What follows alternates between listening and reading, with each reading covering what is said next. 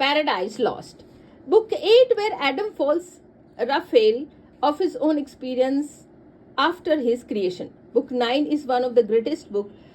From self-tormenting spitefulness of Satan, we move to the sweetly cordial difference of opinion between Adam and Eve about the propriety of the Eve's garden along in another part of Eden and morning. For a change, we are felt to assume, though his is never started, and suggestions we put into Eve's mind by Satan when he lay by her in the form of a rod and slept the previous night.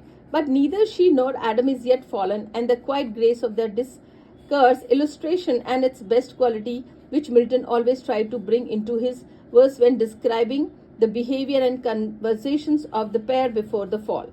The faults of his style is much passage are more of a Wordsworthian oversimplicity than Miltonic heaviness, as in the no fear least dinner cool, when Adam consent to let Eve go, knowing that thy stay nor free absent thee more. We feel that Eve, having woman fashion won her point, does not really mean what to act on, and only goes because she feels her previous instances make it necessary that she would.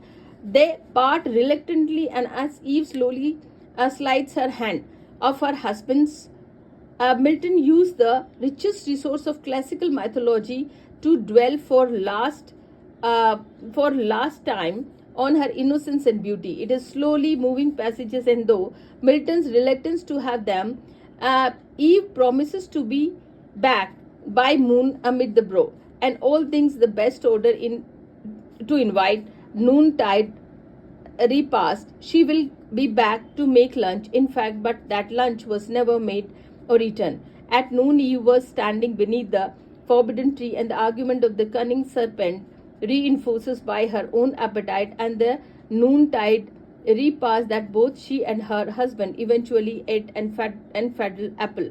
Milton's lingering on this final moment when the pre-lapsarian man and woman stood hand in hand for the last time produced its own haunting emotion. We are made to realize fully that Eve, for all her promise, will never return again, nor Eve, nor the unfallen bride and her innocent display of her naked beauty, the woman who tripped back to Adam, which a branch of the forbidden tree to give him, and was very different person.